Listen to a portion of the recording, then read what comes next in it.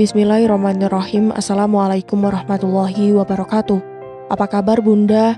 Semoga Allah selalu memberikan kesehatan dan rezeki yang berlimpah.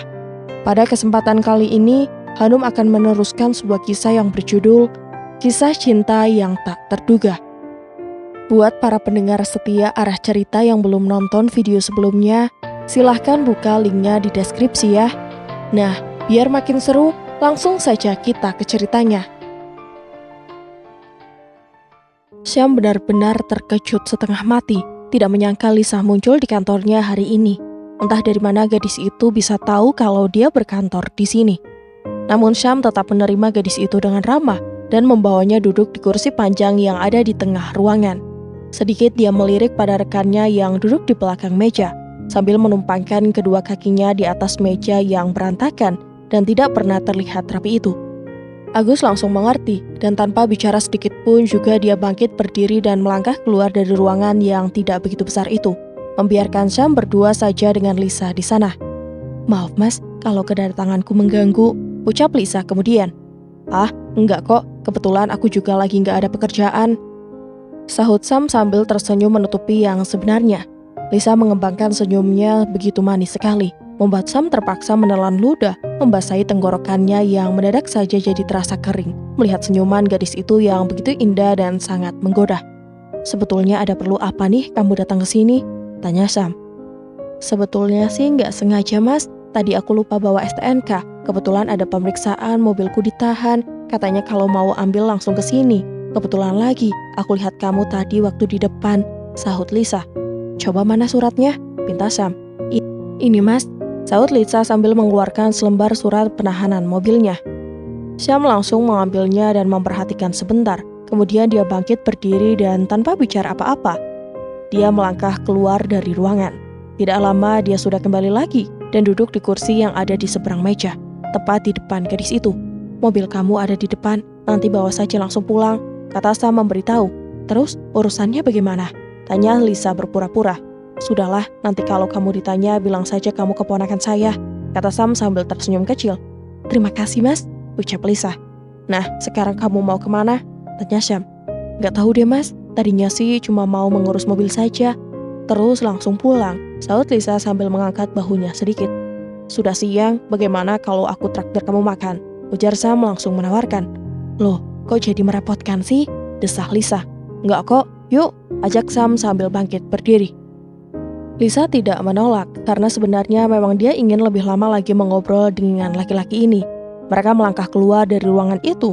Syam menemui temannya dan berbicara sebentar sebelum dia kembali menemui Lisa yang menunggu di depan pintu. Dan tak lama, mereka sudah berada di mobil gadis ini. Sengaja Lisa memberikan kunci mobilnya pada laki-laki ini sehingga Syam bisa membawanya keluar, tanpa ada seorang pun polisi yang menegurnya. "Kamu mau makan di mana, Lis?" tanya Syam, yang sudah tidak canggung lagi menyebut nama gadis itu. "Terserah Mas Syam saja deh," sahut Lisa. "Kalau aku sih biasanya makan di warteg," kata Syam dengan nada suara terdengar agak mengembang. "Masa sih etnet polisi makan di warteg?" desis Lisa tidak percaya. "Makan di warteg itu enak loh Lis, bukan cuma murah, tapi juga makanannya tidak kalah dengan rumah makan besar. Memang suasananya tidak seperti di restoran, tapi suasana merakyat itu yang aku suka," kata Syam beralasan. Lisa tersenyum saja, entah apa arti senyumannya itu. "Tapi kalau sama gadis secantik kamu rasanya gak enak juga kalau makan di warteg," kata Syam lagi, seperti merasa kalau gadis ini keberatan makan di tempat seperti itu. "Mas Syam bisa aja," desah Lisa. "Kalau sama teman-teman senang juga sih makan di warteg depan sekolah." Kali ini Syam yang tersenyum, seolah tidak percaya kalau gadis secantik dan sekaya Lisa mau menginjakan kakinya di rumah makan sederhana seperti itu, meskipun bersama teman-teman di sekolahnya. Dan tampaknya Syam tidak tega juga membawa gadis ini makan di tempat seperti itu. Dia membelokkan mobilnya, memasukkan ke pelataran parkir sebuah rumah makan Padang yang cukup besar. Lisa sama sekali tidak keberatan dan tidak menolak mengikuti laki-laki tersebut. Memang tidak lama mereka makan di sana, dan tidak ada satupun pembicaraan yang berarti. Setelah mengisi perutnya, mereka kembali meluncur di jalan yang sudah cukup padat siang ini, sedangkan Lisa duduk di sampingnya. "Lis, boleh aku tanya sesuatu?" ujar Syam agak ditekan nada suaranya. "Tanya apa mas?" tanya Lisa. Hubunganmu dengan Bagas sebenarnya hanya teman biasa atau? Ujar Sam langsung bertanya tapi terputus suaranya. Memangnya kenapa, Mas? Tanya Lisa sambil mengembangkan senyumnya. Sering Bagas ke rumahmu? Tanya Sam lagi. Gak juga sih, sahut Lisa. Kamu sudah punya pacar? Tanya Sam lagi. Mas Sam ini tanyanya kok macam-macam aja sih? Desah Lisa. Aku cuma mau tahu aja kok, Lis. Ujar Sam jadi sedikit tersipu. Langsung menyadari kalau pertanyaannya tadi memang terdengarnya seperti mau campur urusan orang lain. Sedangkan Lisa jadi menggulung senyum. Dia seperti tahu kalau laki-laki ini tampaknya sulit untuk bergaul dengan wanita. Bahkan seperti tidak tahu bagaimana caranya memperlakukan wanita. Terus apa orang tuamu tahu kalau suka gonta-ganti pacar? Tanya Sam lagi jadi ingin tahu lebih banyak. Mereka gak pernah peduli pada anak-anaknya. Mereka terlalu sibuk dengan urusannya masing-masing. Bukan cuma aku saja yang gak pernah betah tinggal di rumah, tapi Dodo juga begitu, sahut Lisa. Apalagi sekarang Dodo juga jarang pulang setelah dia punya usaha jual beli mobil. Siapa itu Dodo? Tanya Syam. Kakak saya, sahut Lisa. Satu-satunya kakak saya, tapi dua juga tidak peduli. Padahal saya adalah adik satu-satunya. Sebelum punya usaha sendiri, dia juga sibuk mengejar gadis-gadis. Malah sering dia membawa perempuan ke rumah. Tapi saya juga gak peduli. Pokoknya kami punya prinsip tidak mau mengganggu dan tidak mau diganggu. Sam jadi terdiam membisu. Memang tidak sedikit gadis-gadis seperti Lisa di kota besar seperti Jakarta ini. Anak-anak yang tidak pernah mendapat perhatian dan tidak pernah merasakan kasih sayang yang tulus dari kedua orang tuanya. Sehingga mencari pelarian di luar rumah dengan menempuh jalan yang salah. Biasanya gadis-gadis seperti Lisa berasal dari keluarga yang kedua orang tuanya sibuk dengan urusan masing-masing. Bahkan sering meninggalkan anak-anaknya tanpa pengawasan hingga berhari-hari lamanya. Memang tidak mudah untuk mengatasi keadaan seperti ini, terlebih lagi kalau sudah terlalu jauh melangkah seperti Lisa. Sam sendiri jadi tidak percaya kalau Lisa bisa menjadi seorang istri dan ibu yang baik bagi anak-anaknya. Meskipun kemungkinan itu masih terbuka lebar, tapi sangat sulit untuk mengarahkan. Perlu waktu yang panjang dan kesabaran tinggi untuk bisa mengarahkan gadis ini kembali ke jalan yang benar. Karena bagaimanapun juga, jalan yang ditempuh Lisa adalah salah dan bisa merugikan diri sendiri. Karena Lisa tidak pernah merasa puas pacaran hanya dengan satu laki-laki saja dalam hidupnya, Lisa sudah terbiasa jatuh dari satu laki-laki ke laki-laki lainnya, dan entah sampai kapan Lisa bisa mengakhirinya. Mas menyesal kenal dengan saya? Saya tidak pernah menyesal mengenal gadis secantik kamu, sahut Sam sambil tersenyum kecil. Terus terang saya juga senang punya teman seperti Mas Syam, kata Lisa sambil tersenyum manis sekali.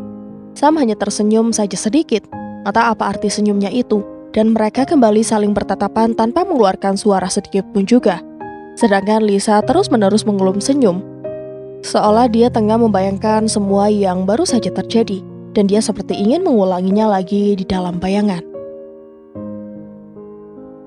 Mas, saya sudah tahu siapa pencuri mobil itu, kata Bagas. Oh ya, siapa Gas? Tanya Syam agak terkejut. Dodo, sahut Bagas agak ditekan nada suaranya. Dodo, desis Sam tidak bisa menyembunyikan rasa terkejutnya. Mas kenal dia? Tanya Bagas sambil menatap wajah kakaknya dalam-dalam. Aku kenal dengan adiknya Mas, namanya Lisa, adik kelasku di SMU, kata Bagas memberitahu lagi. Syam diam saja, seperti tidak bisa mengeluarkan kata-kata lagi. Sebenarnya dia tahu meskipun Bagas tidak memberitahukannya. Setiap malam aku selalu mengawasi rumahnya Mas. Setiap kali Dodo pulang membawa mobil, besoknya pasti aku baca berita tentang pencurian mobil. Secara kebetulan, mobil yang diberitakan hilang itu selalu sama dengan mobil yang dibawa pulang Dodo. Mobil itu baru diambil oleh orang lain setelah subuh pagi. Sudah beberapa kali aku mengamati dan aku yakin kalau memang Dodo pelakunya. Dan saya menduga kalau Dodo tidak sendiri, ada orang lain lagi di belakangnya, kata Bagas menjelaskan hasil pengintaiannya selama ini. Sama sih saja dia membisu mendengarkan semua penjelasan adiknya. Sungguh dia tidak menyangka sama sekali kalau adiknya lebih berhasil daripada dia sendiri yang polisi. Dan belum juga sama mengeluarkan suara, Bagas sudah berbicara lagi.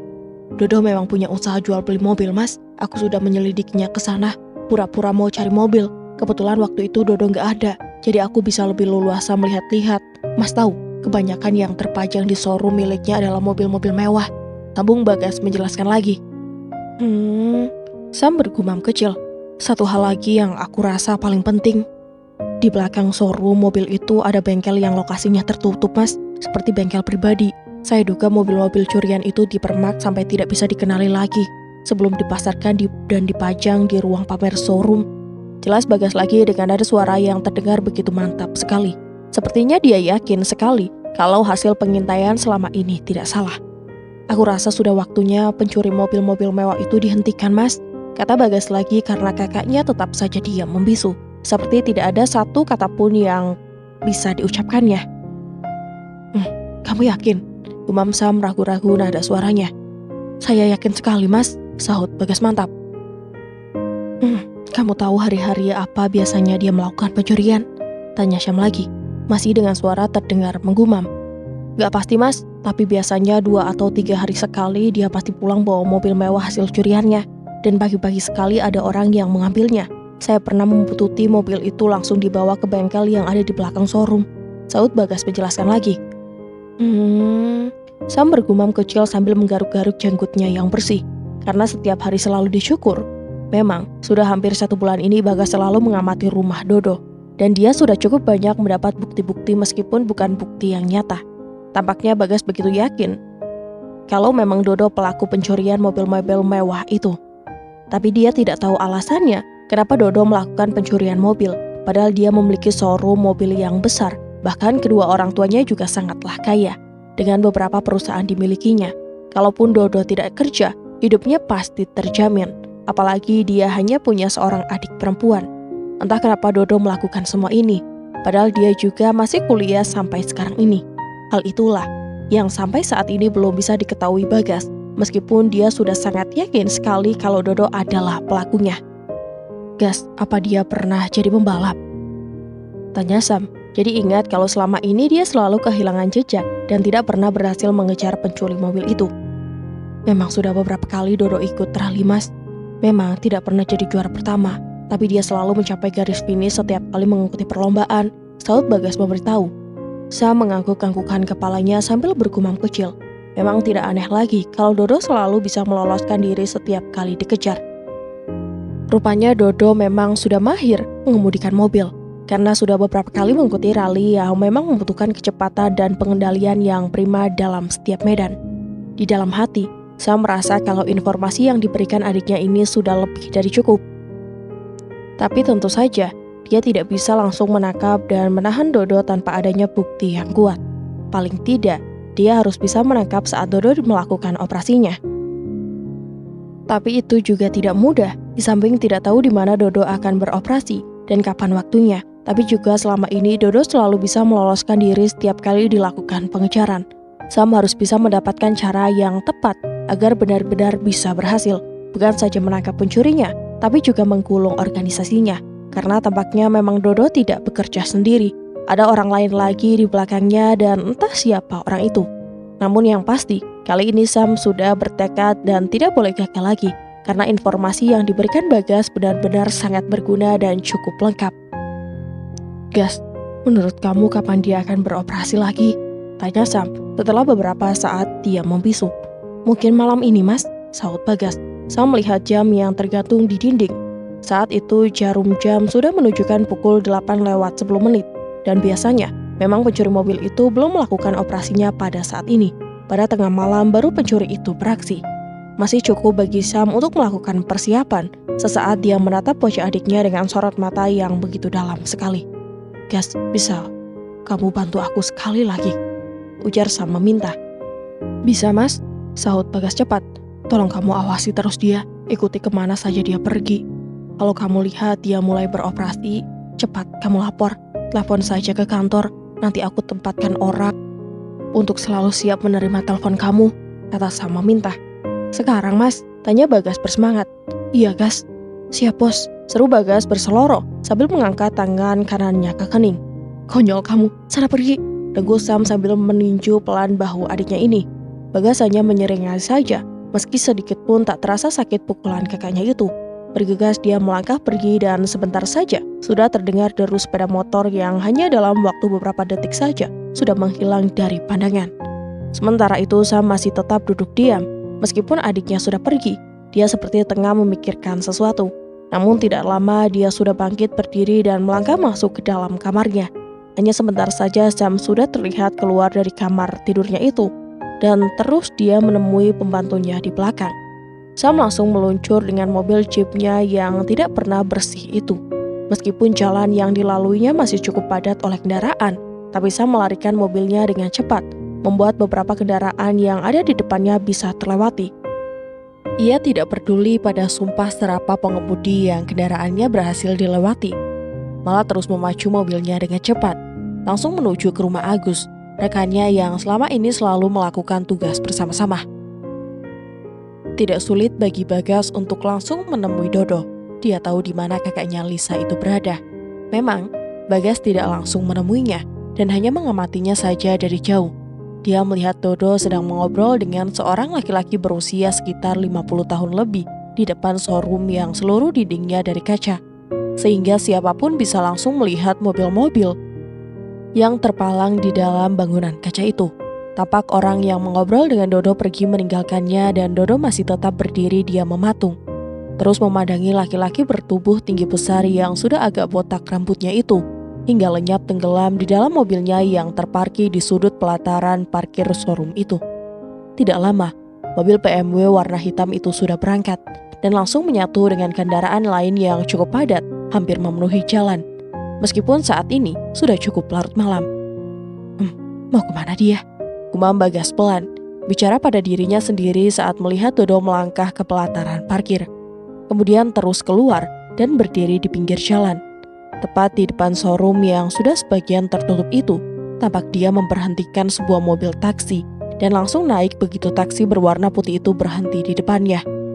Cepat-cepat, Bagas menghidupkan sepeda motornya dan terus mengikuti mobil taksi yang membawa Dodo. Ia sengaja menjaga jarak agar tidak terlalu terlihat sedang mengikuti, dan tampaknya Dodo juga tidak tahu kalau sedang diikuti. Tidak sedikit pun Bagas mengalihkan perhatiannya dari mobil taksi putih yang terus meluncur sekitar 50 meter di depannya itu. Dan keningnya jadi berkerut setelah tahu kalau taksi itu menuju ke rumah Dodo yang sedang diikutinya ini. Dan memang, tidak lama mobil taksi itu berhenti di depan sebuah rumah yang sangat besar dengan pagar depan yang tinggi dan tertutup rapat. Bagas jadi heran, karena itu bukan rumah Lisa, meskipun masih tetap berada di dalam satu lingkungan kompleks, tapi berbeda 2 blok. Bagas menghentikan sepeda motornya dan langsung mematikan mesinnya. Dari tempat yang cukup tersembunyi di balik kerimbunan pohon di pinggir jalan, ia terus memperhatikan Dodo yang membuka sendiri pintu di rumah itu dan langsung masuk ke dalamnya. Dodo membiarkan saja pintu pagar rumah itu terbuka sedikit, cukup untuk dilewati satu orang. Bagas terus menunggu sambil memperhatikan rumah itu, meskipun tertutup pagar yang tinggi dan rapat dan hanya terlihat bagian atasnya saja. Lama juga ia menunggu, namun tidak terlihat tanda-tanda kalau Dodo bakal keluar dari rumah itu. 2 batang rokok sudah dihabiskan, namun belum juga Dodo kelihatan bakal keluar dari rumah itu. Apa saja yang dikerjakannya di sana? Gumam Bagas jadi penasaran, ingin tahu. Sebentar dia mengedarkan pandangannya berkeliling. Tak terlihat ada seorang pun di sekitarnya, karena memang saat ini sudah cukup larut malam. Baru saja Bagas mau melangkahkan kakinya hendak mendekati rumah itu. Tiba-tiba saja, pintu pagar yang sejak tadi terbuka sedikit bergerak membuka lebar, didorong oleh seorang anak muda bertubuh kurus, namun rambutnya panjang hingga melewati bahu dan terkuncir ke belakang. Saat itu juga, kelopak mata Bagas jadi menyipit melihat Dodo keluar dari rumah itu bersama seorang wanita muda dan cantik. Kelihatannya begitu mesra sekali mereka berdua. Tampak Dodo melangkah ke mobil setelah mencium mesra wanita itu. Kali ini, Dodo tidak mengemudikan mobil itu sendiri. Dia duduk di jok belakang. Perlahan mobil sedan mewah itu bergerak keluar meninggalkan pelataran rumah. Cepat-cepat, Bagas bersembunyi di balik gerumbul pepohonan dekat motornya yang sudah disembunyikan. Dia memperhatikan mobil itu melaju melewatinya. Bagas baru keluar dari tempatnya bersembunyi setelah pintu pagar rumah itu kembali tertutup. Cepat-cepat dia mengeluarkan motornya dan langsung menghidupkan mesinnya. Sebentar saja Bagas sudah melaju kencang dengan motornya. Dia mengikuti mobil sedan merek BMW yang berwarna hitam itu sambil menjaga jarak. Sulit untuk diduga kemana mobil itu pergi, namun Bagas tetap mengikuti dengan sabar. Sesekali dia berhenti di tepi jalan, membiarkan mobil itu terlalu cukup jauh darinya. Kemudian dia kembali mendekati sambil tetap menjaga jarak. Bagas bergumam kecil saat melihat mobil itu berbelok ke sebuah hotel yang megah. Bagas menghentikan motornya di tepi jalan dekat halte yang ada telepon umumnya. Sebentar dia mengamati dan melihat Dodo keluar dari mobil itu. Langsung masuk ke dalam hotel. Tampak sopirnya keluar juga dari dalam mobil itu setelah memarkirkannya di antara mobil-mobil lainnya. Saat itu, Bagas mendekati telepon umum yang ada di samping halte bus dan menekan beberapa nomor. "Halo, bisa bicara dengan Letnan Syamsuddin?" ujar Bagas setelah hubungan telepon tersambung. "Sebentar," ujar wanita yang halus dan lembut menyahuti ucapan Bagas. Tidak lama Bagas menunggu, sudah terdengar suara kakaknya di pesawat telepon. "Mas, aku ada di depan Hotel Mandarin," ujar Bagas langsung memberitahu posisinya. "Sasaran ada di sana, Gas?" tanya Syam. "Ada, Mas, baru saja dimasuk," sahut Bagas. "Kamu tetap di sana, Gas. Awasi saja terus, sebentar aku datang," kata Sam sambil menutup hubungan telepon sebelum Bagas bisa mengeluarkan suaranya lagi. Bagas mendekati pedagang rokok yang ada di halte itu. Dia membeli sebungkus rokok, karena memang kebetulan rokoknya sudah habis. Kemudian dia duduk di samping tunggang rokok yang mungkin sebaya dengannya, sambil menghisap rokok yang baru dibelinya. Namun pandangan matanya terus tertuju ke hotel itu. Dia tidak lagi melihat sopir Dodo, meskipun mobilnya masih terparkir di sana. Entah kemana orang itu pergi, sedangkan Dodo sendiri belum juga keluar dari hotel itu. Bagas tidak tahu apa-apa yang harus dilakukan Dodo di dalam sana, karena tidak mungkin bisa melihatnya dari tempat ini. Meskipun pintu masuk ke hotel itu terbuat dari kaca. "Sepi ya, Mas?" desa Bagas iseng, sambil berpaling pada pedagang rokok yang duduk di sampingnya. "Sebentar lagi juga ramai. Biasanya kalau sudah jam 12 banyak juga anak-anak muda yang nongkrong di sini," sahut pedagang rokok itu. "Oh ya, ngapain aja mereka di sini?" tanya Bagas baru tahu. "Biasa, Mas, ngobrol, bercanda dan minum-minum. Kadang-kadang mereka kebut-kebutan sambil bertaruh. Pokoknya ramai deh," sahut pedagang rokok itu memberitahu. "Mas jual minuman juga?" tanya Bagas karena ingin tahu. "Cuma bir, saya nggak berani jualan yang lain, tapi biasanya anak-anak itu sudah bawa minuman sendiri. Mereka cuma beli bir untuk campuran. Ada juga yang pakai campuran Coca-Cola atau Sprite. Pokoknya kalau sudah malam bisa habis 1 krak. Malah bisa lebih," sahutnya polos. "Jakarta ya, Mas? Biar sudah malam masih bisa cari rezeki," desah Bagas pelan, seperti bicara pada dirinya sendiri. "Memangnya Mas sendiri baru di Jakarta?" tanya pedagang rokok itu. "Sudah 3 tahun, Mas. Itu juga karena saya sekolah di sini, ikut sama kakak," sahut Bagas memberitahu dengan terus terang juga. "Saya juga dari kampung kok, tapi sudah hampir 10 tahun di sini. Sebelum dagang di sini, saya dagang sayur keliling," kata pedagang rokok itu menceritakan tentang dirinya. "Lebih enak mana, Mas? Dagang sayur sama jualan rokok seperti ini?" tanya Bagas iseng. "Lebih enak jualan begini dong, gak terlalu capek. Lagi pula kalau dagang begini bisa dibilang gak ada ruginya. Lain kalau dagang sayur, gak laku bisa rugi. Soalnya kalau sayur-sayuran kan gak bisa dijual buat besok lagi. Sehari saja sudah layu, masih pulang modal. Juga sudah untung kok, Mas," katanya lagi. Bagas mengangguk-anggukan kepalanya. Sudah 3 tahun lebih dia tinggal di kota ini, dan dia sudah cukup melihat kalau kehidupan di kota besar memang sangat keras dan penuh dengan segala macam persaingan. Saat itu, sebuah mobil jeep berhenti tepat di belakang motor anak muda ini. Cepat-cepat Bagas bangkit berdiri dan menghampiri mobil itu. Dia berdiri di samping pintu, karena kakaknya tidak keluar dari mobil. Di samping kakaknya duduk Agus yang sudah dikenal Bagas dengan baik. Agus langsung tersenyum yang dibalas Bagas dengan senyuman dan anggukan kepala kecil. "Bagaimana, Gas?" tanya Sam langsung. "Masih di dalam sana, Mas. Dari tadi nggak keluar tuh, mobilnya juga masih ada," sahut Bagas. "Sudah lama dia di sana?" tanya Agus menyelak. "Kira-kira setengah jam," sahut Bagas sambil melihat jam tangannya. "Bagaimana, Sam?" tanya Agus sambil menatap wajah Syam yang duduk di belakang kemudi. "Kita tunggu saja di sini, Gus. Aku sudah menempatkan orang dekat rumahnya. Aku juga sudah memblokir setiap jalan yang kemungkinan bakal dilaluinya," sahut Syam. "Tapi dia punya 2 rumah loh, Mas," setelah Bagas langsung memberitahu. Syam langsung berpaling menatap adiknya ini. "Memang masih di kompleks itu juga, cuma berbeda 2 blok," kata Bagas memberitahu lagi. "Nomor berapa rumahnya?" tanya Sam langsung. "Kalau rumah orang tuanya kan ada di blok N, tapi rumah yang satunya lagi ada di blok B, Mas.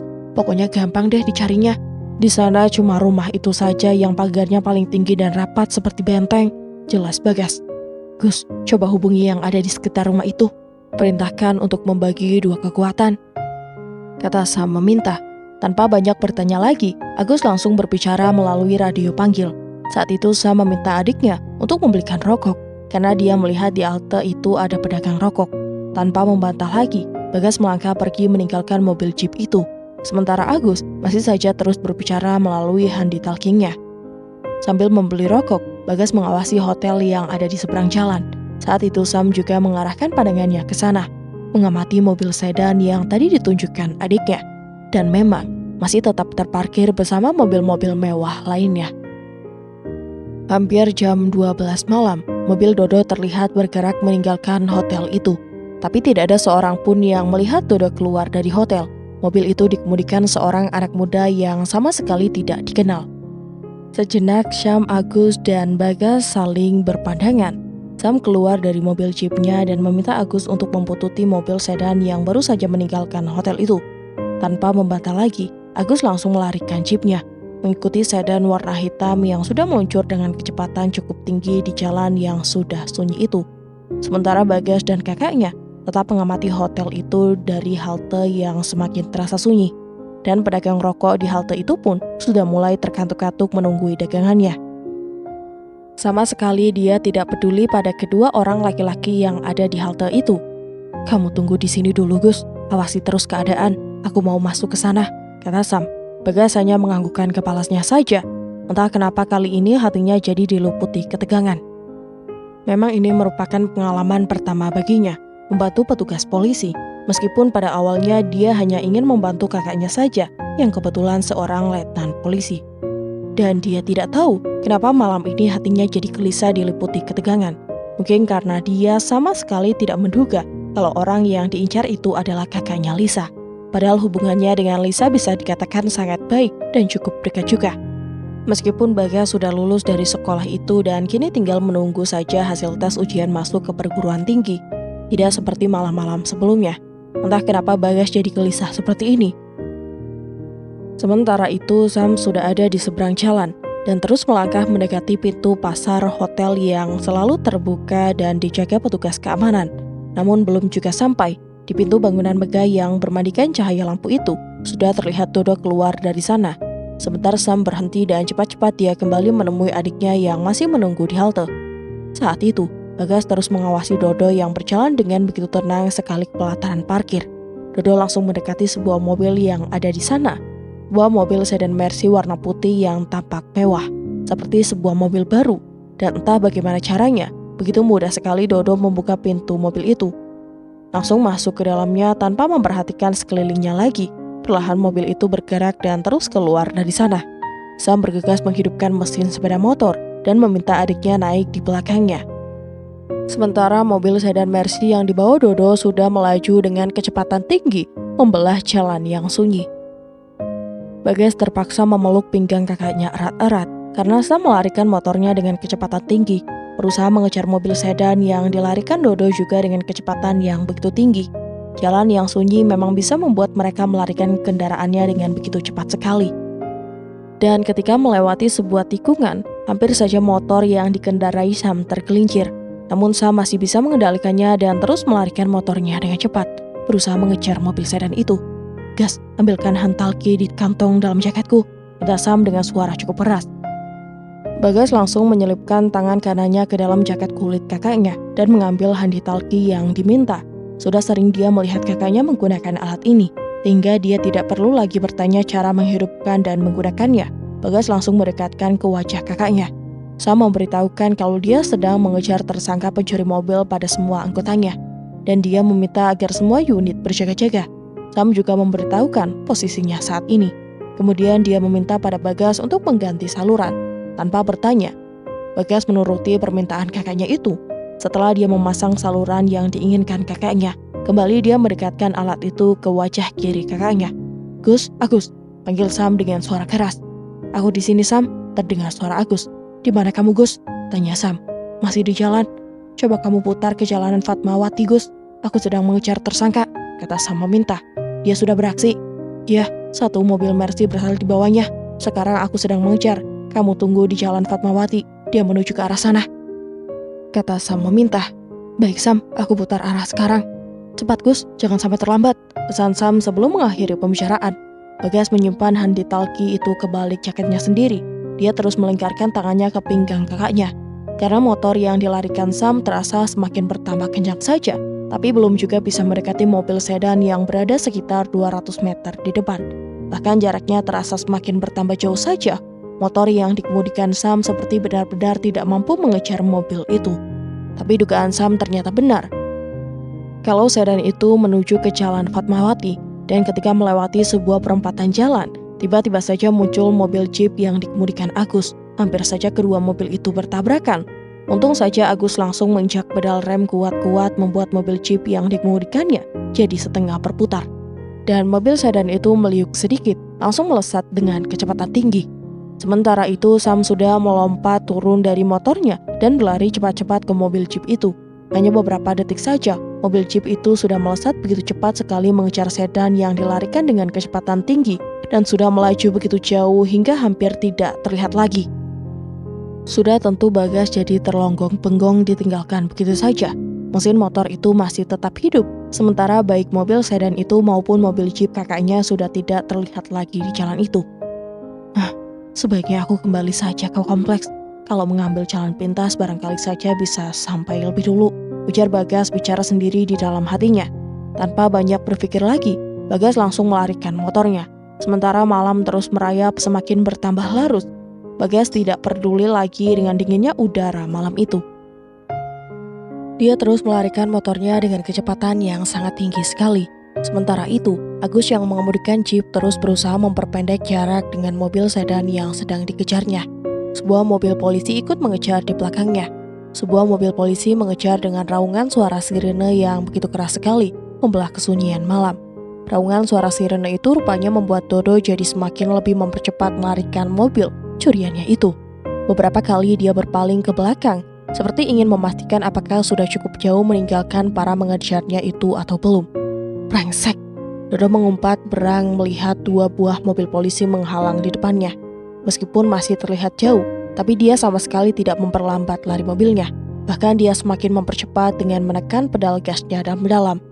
Dodo kelihatan sudah nekat, tidak peduli dengan dua mobil yang menghalang rapat di depan. Namun tiba-tiba saja, Dodo membanting kemudinya dengan begitu cepat sekali, tanpa mengurangi kecepatan lari mobilnya. Hingga sedan itu seketika berputar berbalik arah dan terus melesat dengan kecepatan tinggi, membuat Agus yang sejak tadi mengejar di belakang jadi tersentak kaget. Setengah mati hampir saja mereka bertabrakan kalau saja Agus tidak cepat-cepat membanting kemudi mobilnya ke kiri, menghindari tabrakan itu. Tindakan yang dilakukan Agus membuat Dodo semakin mudah melesat melewatinya.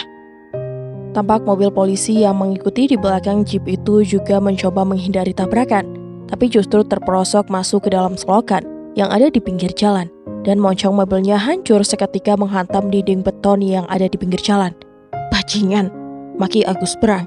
Cepat-cepat Agus memutar jeepnya dan kembali melesat mengejar sedan putih itu, yang sudah begitu jauh meninggalkannya.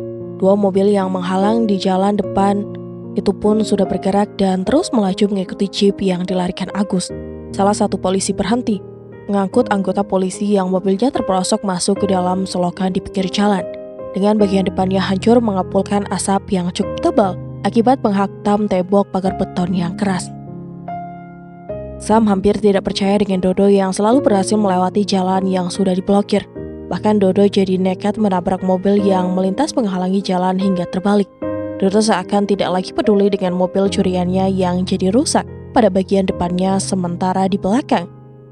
Sebuah mobil jeep dan beberapa buah mobil polisi terus mengejar dengan raungan sirenenya yang begitu keras, membelah kesunyian malam. Tembak saja Syam, kelihatannya dia semakin nekat saja, ujar Agus tanpa berpaling. Kalau terpaksa apa boleh buat, desas Sam sambil mengeluarkan pistolnya dan memeriksa pelurunya. Kalau dibiarkan dia bisa sangat membahayakan, kata Agus lagi, seperti sudah tidak bisa lagi mengendalikan kesabarannya. Lebih cepat lagi Gus, aku akan berusaha membidik bannya, pinta Sam yang sudah menggenggam pistolnya di tangan kiri. Agus mengangguk sedikit dan langsung menekan pedal gas mobil jeepnya semakin dalam. Meskipun Agus sudah lebih mempercepat lari mobilnya, namun masih saja terasa sulit untuk bisa mendekati buruannya itu. Tampaknya Dodo juga semakin mempercepat lari mobilnya sedan curiannya itu, meskipun bagian depan dan sampingnya sudah rusak. karena 2 kali sudah dia terpaksa harus menabrak penghalang jalannya. Sementara di belakang, beberapa mobil polisi terus ikut mengejar dengan suara sirene meraung-raung menerkakan telinga. Dan Agus terus berusaha untuk memperpendek jarak meskipun terasa begitu sangat sulit sekali. Sedangkan Sam sendiri seperti sudah tidak sabar, tapi jaraknya masih terlalu jauh dan belum bisa membidik senjatanya. Ambil jalan pintas, Gus. Pintas, Sam. Perintahkan dulu yang lain untuk terus mengejar, ujar Agus. Sam langsung mengambil handi talki milik Agus yang ada di dashboard mobil dan langsung memerintahkan pada semua mobil yang ada di belakang untuk terus melakukan pengejaran. Sementara dia sendiri mengambil jalan pintas, dan ketika melewati sebuah perempatan jalan, Agus langsung membelokkan mobilnya ke kanan. Sementara itu, mobil yang dikemudikan Dodo terus lurus dengan kecepatan yang tinggi, dan beberapa mobil polisi yang tadi di belakang mobil jeep itu tampak semakin mempercepat lari mengejar sedan Mercy putih itu. Gus, bagaimana kalau kita hadang saja dia di depan pintu masuk kompleks rumahnya? Ujar Sam memberi saran sambil menyimpan lagi pistolnya. Aku kira dia tidak akan membawa pulang mobil itu dalam keadaan rusak, sahut Agus. Sam bergumam kecil. Kalau mendengar informasi dari adikmu, dia pasti hanya membutuhkan mobil-mobil yang tidak mulus dan kelihatan masih baru. Rasanya tidak mungkin dia membawa pulang mobil itu dalam keadaan rusak. Apalagi kita sudah membuatnya seperti itu. Dia pasti berpikir kalau di sekitar rumahnya juga sudah dijaga. Seorang profesional seperti dia mampu menggunakan otaknya dan mampu berpikir melebihi kita. Malam ini juga kita harus berhasil dan jangan sampai gagal. Ada kemungkinan dia akan menghentikan aksinya untuk sementara waktu. Kalau pengejaran ini sampai gagal lagi dan dia berhasil lolos, kata Agus kemudian. Sam tidak menghubungi semua anak buahnya untuk membuat blokade di semua jalan. Tapi baru saja Sam berhenti berbicara, sudah terdengar laporan kalau mereka yang mengejar sedan itu sudah kehilangan jejak dan tidak ada seorang pun yang melihatnya lagi. Kadal bodoh, dengkul Sam memaki sendiri dengan kesal. Sam langsung memberi perintah agar terus melakukan pengejaran. Dia kemudian berpaling dan menatap wajah temannya yang tampak jadi agak memerah. Menahan kekesalan mendengar buruan mereka berhasil melepaskan diri dari pengejaran. Padahal ada 6 buah mobil yang mengejar, tapi masih juga Dodo mampu meloloskan diri, dan mereka tampak makin bertambah kesal karena belum ada seorang pun yang memberikan laporan melihat mobil itu. Namun pada saat mereka terdiam, tiba-tiba saja terdengar suara panggilan dari saluran lain. Cepat-cepat Sam memindahkan laluran handi talkingnya. Saat itu juga, dia mendengar suara adiknya. Sam baru ingat kalau dia meninggalkan handi talkingnya pada Bagas. Ada apa, Gas? Tanya Sam langsung. Mas, aku sekarang di depan rumah Dodo. Belum kelihatan dia kesini. Sahut Bagas langsung memberitahu. Coba kamu pindah ke gerbang masuk, Gas. Kamu lihat dia datang, cepat-cepat beritahu, pinta Sam. Tapi di sana sudah ada yang jaga, Mas, kata Bagas seperti mengingatkan. Kalau memang sebenarnya Sam sudah menempatkan anggotanya di sana untuk berjaga-jaga. Sam diam saja. Aku mau ke pintu masuk lain, Mas, kata Bagas memberitahu. Memangnya ada jalan lain untuk masuk ke kompleks itu? Ada, Mas, aku mau ke sana sekarang. Barangkali saja dia lewat sana, sahut Bagas. Oke, Gas, kalau kamu lihat dia cepat-cepat kasih laporan ke sini. Ingat, Gas, kamu jangan berbuat apa-apa. Biar kami yang menanganinya nanti, ujar Sam meminta. Beres, Mas. Sam langsung memindahkan lagi saluran itu setelah dia tidak lagi mendengar suara adiknya. Memang, saluran itu khusus digunakan untuk dia dan Agus berkomunikasi. Sam langsung berpaling menatap wajah rekannya yang mengemudikan mobil. Monyet, tentak Sam tiba-tiba sambil menepak keningnya. Ada apa, Sam? Tanya Agus terkejut. Aku lupa tidak menempatkan seorang pun di showroom miliknya. Sahut Sam baru ingat kalau Dodo punya showroom yang ada bengkelnya di belakang ruang pamer mobil itu. Apa tidak lebih baik kita ke sana saja, Sam? Toh tidak jauh dari sini, ujar Agus langsung menyarankan. Sam hanya bergumam kecil. Hampir jam 7 pagi Bagas baru pulang dengan tubuh letih dan mata mengantuk. Semalaman dia tidak tidur, membantu kakaknya menangkap Dodo dan membongkar sindikat pencurian mobil yang berlindung di balik sebuah showroom. Memang, malam itu mereka berhasil menangkap Dodo di dalam bengkel yang ada di belakang showroom miliknya, dengan mobil Mercy yang sudah hancur pada bagian depan dan sampingnya. Dugaan Agus memang tepat. Dodo tidak seperti biasanya membawa pulang mobil hasil curiannya karena setiap jalan sudah diblokir. Dia langsung membawa mobil curiannya ke bengkel miliknya karena dirasakan lebih aman. Tapi justru di sana Agus dan Sam sudah menunggu hingga tanpa mendapat kesulitan lagi. Mereka bisa menangkap Dodo dengan barang bukti hasil curiannya. Dodo sendiri hampir tidak percaya dengan sangat terkejut sekali karena kedua letnan polisi ini berhasil mendahulinya, bahkan bisa melumpahkan semua orang-orang yang ada di bengkel itu terlebih dahulu. Pada saat ditangkap, Dodo tidak bisa melakukan perlawanan sedikit pun juga, karena begitu dia masuk ke dalam bengkel, puluhan polisi sudah langsung mengepungnya, dan di dalam bengkel itu sudah ada 2 orang letnan polisi yang selama ini selalu memburunya. Drama pencurian mobil itu memang sudah berakhir. Dengan tubuh letih dan mata mengantuk, Bagas pulang ke rumah. Dia melangkah gontai setelah menaruh motornya ke dalam garasi yang ada di samping rumah. Namun begitu kakinya menginjak ambang pintu, seketika itu juga, dia jadi terperajat kaget melihat di ruangan depan sudah ada Lisa. Dan lebih terkejut lagi saat gadis itu tahu-tahu menghabur memeluknya sambil menangis sesegukan. Sejenak Bagas menatap pembantu rumah yang juga ada di ruangan itu. Lalu dia melepaskan pelukan Lisa dan membawanya duduk. Sementara perempuan gemuk yang sudah lama bekerja di rumah itu langsung menghilang ke belakang. "Ada apa, Lis?" tanya Bagas. Meskipun di hatinya sudah menduga kalau kedatangan gadis ini pasti ada hubungannya dengan tertangkapnya Dodo semalam. "Dodo, Gas, semalam Dodo ditangkap polisi," kata Lisa dengan suara tersedak. Bagas menarik napas dalam-dalam dan langsung menghembuskannya dengan sekuat tenaga. Sungguh dia tidak menyangka sama sekali kalau berita penangkapan itu begitu cepat sekali sampai di telinga gadis ini. Bahkan pagi-pagi sekali, Lisa sudah datang ke rumahnya. Entah dengan apa Lisa datang, karena Bagas tidak melihat mobil gadis itu terparkir di luar. "Aku tahu kalau kakakmu polisi, Gas. Tolong bilang sama kakakmu agar Dodo dibebaskan," ujar Lisa langsung meminta. "Kamu tahu kenapa Dodo ditangkap?" tanya Bagas agak ditekan nada suaranya. Lisa hanya bisa menganggukkan kepalanya saja. "Begini, Lis, malam justru yang menangkap Dodo itu adalah kakakku. Tidak mungkin Dodo bisa dilepaskan begitu saja dengan bukti-bukti yang kuat. Apalagi Dodo sudah melakukan beberapa kali pencurian mobil. Dodo sudah mengakui semuanya. Bahkan orang-orang yang terlibat juga sudah diringkus. Dodo bukan cuma mencuri mobil, tapi dia juga sudah bisa menjualnya dengan membuat surat-surat palsu. Terus terang saja, aku tidak bisa berbuat apa-apa untuk menolong.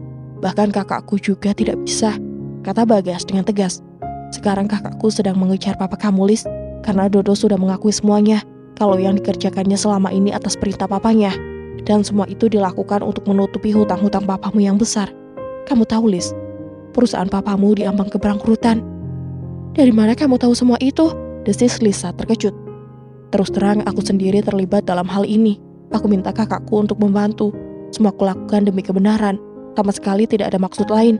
Aku sendiri tidak menyangka kalau kakakmu yang melakukan semua itu. Dan lebih tidak menyangka lagi kalau papamu justru yang menjadi dalangnya. Akibat hutang yang besar dan perusahaannya terancam bangkrut. Hasil penjualan mobil curian itu digunakan untuk menutupi hutang dan menyelamatkan perusahaannya. Tapi apapun alasannya, melakukan pencurian tetap melanggar hukum. Baik Dodo maupun papamu tidak mungkin bisa lolos dari hukuman. Maaf, Lis, aku gak bisa berbuat apa-apa. Sebaiknya kamu pasrah saja dan menerima semuanya dengan hati tabah," kata Bagas menjelaskan lagi sikapnya yang tidak bisa membantu gadis itu, bahkan sedikit memberikan nasihat. Lisa kembali menangis sesegukan, tidak bisa lagi mengeluarkan kata-kata sedikit pun juga. Penjelasan Bagas barusan benar-benar sangat mengejutkan, membuat hatinya terpukul seketika. Tapi memang, tidak ada lagi yang bisa dilakukannya selain menerima semua kenyataan pahit ini, meskipun terasa begitu berat sekali. Bagas menggeser duduknya dan merengkuh tubuh Lisa. Dia memeluknya dengan kuat, seperti ingin memberikan sedikit ketabahan di hati gadis ini. Sementara Lisa semakin bertambah keras saja tangisnya berada di dalam pelukan laki-laki ini. Dan Bagas juga jadi dia membisu, tidak tahu lagi apa yang harus dilakukannya untuk menenangkan hati Lisa yang benar-benar tengah terguncang mendapat sebuah pukulan yang teramat berat. Tapi semua sudah terjadi, dan semua yang terjadi di luar kehendak dan pengetahuan gadis ini. Cukup lama juga Lisa baru bisa menenangkan dirinya kembali. Meskipun sesekali masih terdengar suara isak tangisnya yang tertahan, dan dia masih membiarkan Bagas memeluknya. Bahkan dia melingkarkan tangannya ke pinggang laki-laki ini. "Lis, mama kamu sudah tahu?" tanya Bagas dengan suara pelan. "Belum, Gas, mama sedang pergi," saut Lisa sambil mengangkat wajahnya dan langsung menatap ke bola mata anak muda itu dengan mata yang sembab memerah dan berlumur air mata. "Sebaiknya kamu cepat beritahu," ujar Bagas menyarankan. "Apa mama juga terlibat?" Tanya Lisa sambil menggigit bibirnya sendiri. Tidak, sahut Bagas. Tapi kamu tahu kemana mama kamu pergi? Ke Singapura, sahut Lisa pelan. Lama di sana. Katanya besok juga pulang. Baru semalam mama menelpon ke rumah. Mama minta aku menjemputnya besok. Kata Lisa memberitahu. Kalau begitu biar besok saja kamu beritahu. Sekalian kamu menjemputnya. Ujar Bagas masih dengan suara pelan.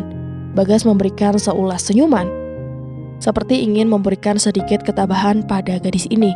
Lalu dia menyeka air mata yang membasahi pipi gadis ini dengan lembut. Lisa membiarkan saja jari-jari tangan Bagas mengusap pipinya, membersihkan air matanya. Lalu dia memegang tangan laki-laki ini dan menggenggamnya dengan cukup kuat. Gas, apakah kamu masih mau berteman denganku? Ujar Lisa agak bertahan nada suaranya. Tentu saja Lisa, aku senang berteman dengan kamu, sahut Bagas sambil tersenyum. Kamu gak malu punya teman yang orang tuanya dan kakaknya pencuri? Tanya Lisa lagi. Bagas kembali menggelengkan kepalanya sambil mengembangkan senyuman kecil. Dia seperti sudah tahu kalau gadis ini jadi takut ditinggalkan teman-temannya akibat perbuatan papa dan kakaknya yang memang sangat memalukan itu. Tertangkapnya Dodo memang bisa merusak nama baik keluarganya. Terlebih lagi, Dodo langsung mengakui kalau papanya juga terlibat, bahkan yang menjadi dalangnya. Bahkan papanya yang mengatur semua ini, sedangkan Dodo mengaku hanya menjalankan perintah papanya saja. Memang, Dodo sudah mengakui semua perbuatannya, bahkan dia mengeluarkan pernyataan penyesalan di kantor polisi semalam. Dia pasrah dan rela menerima hukuman atas perbuatannya selama ini. Meskipun menyesal, tapi Dodo mengakui kalau yang dilakukannya tanpa tekanan sama sekali. Dodo tidak merasa terpaksa. Dia melakukan semua ini karena ingin membantu menyelamatkan perusahaan papanya yang terancam bangkrut dan berusaha menutupi hutang-hutang papanya yang begitu besar. Terlebih lagi, beberapa buah proyek papanya mengalami kegagalan hingga menderita kerugian yang cukup besar, membuat perusahaannya benar-benar terancam bangkrut. Apapun alasannya, Dodo menyadari kalau yang dilakukannya memang salah dan dia benar-benar menyesali semua perbuatannya. Dan siang ini, meskipun tubuh letih dan masih mengantuk, Bagas mengatakan Lisa untuk menemui kakaknya di tahanan sementara kantor polisi. Memang pertemuan mereka begitu mengharukan sekali. Bagas sendiri sampai tidak sanggup untuk menyaksikan. Dia menemui kakaknya di ruangan kerjanya. Dan dari Agus, rekan kerjanya kakaknya itu dia bisa tahu kalau orang tua Dodo belum bisa diringkus karena sampai saat ini masih berada di luar negeri. Tidak lama Bagas di sana dan keluar lagi karena melihat Sam begitu sibuk sekali. Bagas kembali menemui Lisa yang masih berbicara dengan kakaknya di dalam tahanan. Memang, Dodo tidak dikeluarkan sehingga mereka berbicara dengan jeruji besi menjadi pemisah. Berita tertangkapnya Dodo dan terbongkarnya sindikat pencurian mobil-mobil mewah begitu cepat sekali tersebar melalui surat kabar dan berita di televisi. Dan itu membuat Lisa jadi tidak berani lagi datang ke sekolahnya. Bahkan mamanya sendiri sampai tidak mau keluar dari kamar selama beberapa hari. Terlebih saat suaminya berhasil diringkus begitu turun dari pesawat yang membawanya pulang dari luar negeri. Terbongkarnya sindikat pencurian mobil yang tergolong besar itu memang membuat polisi jadi sibuk dan juga merupakan sebuah pukulan yang teramat berat bagi keluarga Lisa sendiri. Mereka bukan saja harus menghadapi teror dari para kulit tinta yang terus-menerus mengejar untuk mendapatkan berita, tapi juga mereka mendapat kecaman dari masyarakat sekitar. Meskipun sebenarnya mereka tidak tahu apa-apa dengan semua yang dilakukan Dodo dan papanya itu. Lisa jadi tidak berani lagi keluar rumah. Tapi dia sedikit terhibur karena Bagas hampir setiap hari datang hanya untuk menghibur dan memberikan sedikit dorongan semangat. Agar gadis ini dan mamanya tetap tabah menghadapi cobaan yang begitu besar. Kehadiran Bagas bukan hanya mampu membuat Lisa terhibur dan jadi tabah, tapi juga membuat mamanya jadi kuat menghadapi cobaan ini. Meskipun mereka tahu kalau kakaknya Bagas yang menangkap Dodo dan papanya, serta membongkar sindikat pencurian mobil itu. Sama sekali, mereka tidak membenci. Karena tahu kalau Letnan Samsudin hanya melakukan tugasnya saja sebagai polisi, dan mereka juga tak melibatkan Bagas dalam hal ini. Justru mereka senang karena masih ada orang yang mau dekat, bahkan mau memberikan dorongan semangat. Sementara hampir semua orang membencinya. Gas, besok pagi aku dan mama mau pergi, kata Lisa memberitahu. Ketika malam itu Bagas datang ke rumahnya. Loh, memangnya mau kemana? Tanya Bagas terkejut. Sementara tinggal di villa dulu sampai keadaan bisa tenang, sahut Lisa. Tapi mama sudah berencana mau menjual rumah ini. Ya, aku sih nggak bisa bilang apa-apa, desa Bagas sambil mengangkat bahunya sedikit, disertai dengan hembusan napasnya yang panjang. Kamu bisa datang kapan saja, Gas. Aku selalu menerima kedatanganmu dengan tangan terbuka, kata Lisa lagi. Tapi sekolahmu bagaimana? Tanya Bagas. Terpaksa berhenti dulu, Gas. Nanti kalau keadaan sudah tenang, aku bisa meneruskan di sekolah lain, sahut Lisa kalem. Kita jadi jauh, Lis, desa Bagas seperti menyesal nada suaranya. Iya, aku juga pasti akan merindukanmu. Keadaan yang memaksa kita harus tinggal berjauhan. Tapi kamu pasti akan datang kan? Ujar Lisa berharap. Tentu, pasti aku akan sering datang menemuimu, sahut Bagas berjanji. Terima kasih, Gas, aku senang mendengarnya, ucap Lisa sambil tersenyum lebar. Keduanya kemudian saling bertatapan dengan mesra. Hati mereka masing-masing berjanji akan saling membahagiakan. Apalagi Lisa, yang sekarang telah bertobat dan menyesali segala tingkah lakunya dahulu yang terlalu bebas. Mentari bersinar dengan cerah, secerah hati kedua insan yang merindukan kebahagiaan. Dan berakhir sudah kisah kali ini. Semoga kita semua bisa mengambil hikmahnya. Dan dari Hanum mohon maaf apabila ada salah kata dalam penyampaian cerita. Akhir kata, sampai jumpa. Wassalamualaikum warahmatullahi wabarakatuh.